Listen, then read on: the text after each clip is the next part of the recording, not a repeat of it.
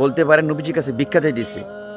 আর ভিক্ষা চাওয়ার ক্ষেত্রে নবীজির গর্দানের মধ্যে যে চাদর ছিল, চাদরে সে খুব কড়া টান মারছে, যার কারণে নবীজির ঘাড়ে দাগ পড়ে গেছে।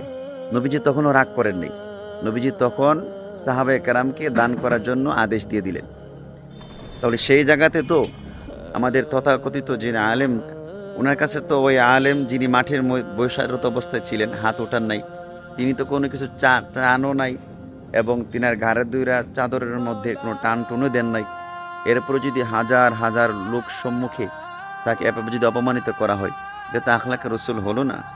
আগামী 25 এবং 26 জানুয়ারি 2026 সালের আমাদের বাইতুল উলুম কায়েরবাড়ি কওমি মাদ্রাসার বাৎসরিক মাহফিল, সেখানে মধ্যে দ্বিতীয় দিনের প্রধান বক্তা হিসেবে আগমন করবেন দেশবিখ্যাত আলেমে দ্বীন শেখ হাসান জামিল সাহেব, এবং আরও আগমন করবেন মুফতি হুসাইন মাহমুদ সিদ্দিকী, মুফতি নুরুল ইসলাম রহমানী সাহেব, মুফতি আব্দুল্লাহ মামুন আরাই হাজারি, শেখ মুসলিম করিম কাসিম হাফিজাহুল্লাহ সহকারী দেশবিখ্যাত ওলামায়ে কেরাম মাহফিলের মধ্যে উপস্থিত থাকবে।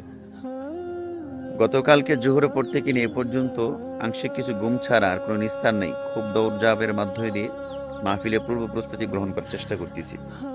এখন এত কষ্ট ক্লেশ যাতনা করার পরে মাহফিলগুলো সাজিয়ে যদি প্রধান বক্তা এসে যদি একজন শ্রোতা তার হাতকে না ওঠানোর কারণে যদি লোক সমাগমে তাকে যদি এভাবে অপমানিত করে, তাহলে কেমন লাগবে বিষয়টা?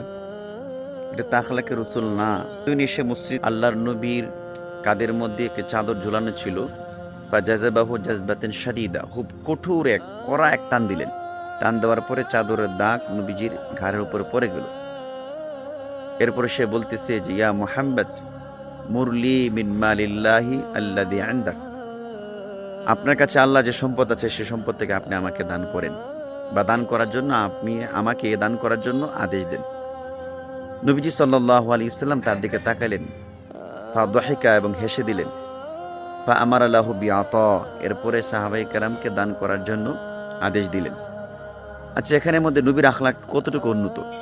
একজন বেদুইন এসে বলতে পারেন নবীজির কাছে ভিক্ষা চাইতেছে। আর ভিক্ষা চাওয়ার ক্ষেত্রে নবীজির গর্দানের মধ্যে যে চাদর ছিল, চাদরে সে খুব কড়া টান মারছে, যার কারণে নবীজির ঘাড়ে দাগ পড়ে গেছে। নবীজি তখনও রাগ করেন নাই। নবীজি তখন সাহাবায়ে কেরামকে দান করার জন্য আদেশ দিয়ে দিলেন।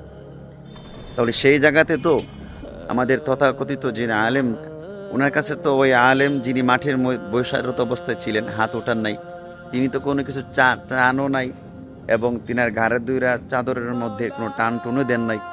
এরপরে যদি হাজার হাজার লোক সম্মুখে তাকে এভাবে যদি অপমানিত করা হয়, এটা তো আখলাকে রসুল হলো না। অথচ